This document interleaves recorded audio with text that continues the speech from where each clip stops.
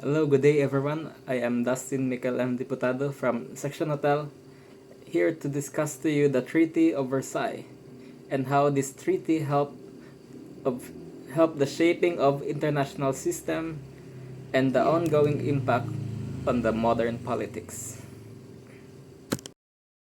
So let's first discuss the Treaty of Versailles. It was a peace treaty signed on the 28th of June 1919 and the most important treaty of World War I. It ended the state of war between Germany and most of the Allied powers. It was signed in the Palace of Versailles exactly 5 years after the assassination of Duke Ferdinand, which led to the war.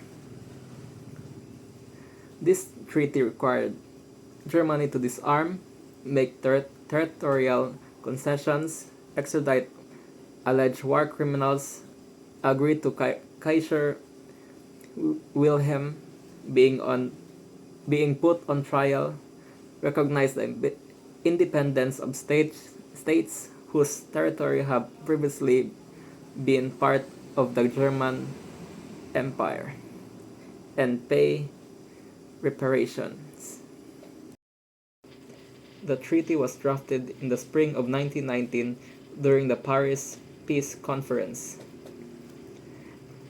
There are the leaders of the 32 states representing 75% of the world's population attended the peace conference.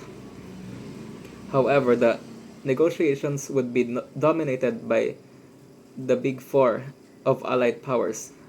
Thomas Woodrow Wilson representing the United States, David Lloyd George representing the United Kingdom, George Clemenceau representing France, and to a small extent, Victorio Orlando representing Italy. The Big Four had conflicting objectives, and they have various disagreements on how harsh Germany would be punished, reflecting the damages each country has had to face in the war. They had to negotiate with each other until there was a compromise, which was not going to be easy. Because of this treaty, the League of Nations is created. This helped the international system and modern politics because it was the first worldwide intergovernment organization whose principal mission was to maintain world peace. It was founded on 10th January in 1920 by the Peace Conference in Paris that ended the First World War. The main organization ceased operation on the 18th of April 1946, when many of its components were relocated into the new United Nations, the UN, which was created in the aftermath of the Second World War. As a template of modern global governance, the League profoundly shaped the modern world.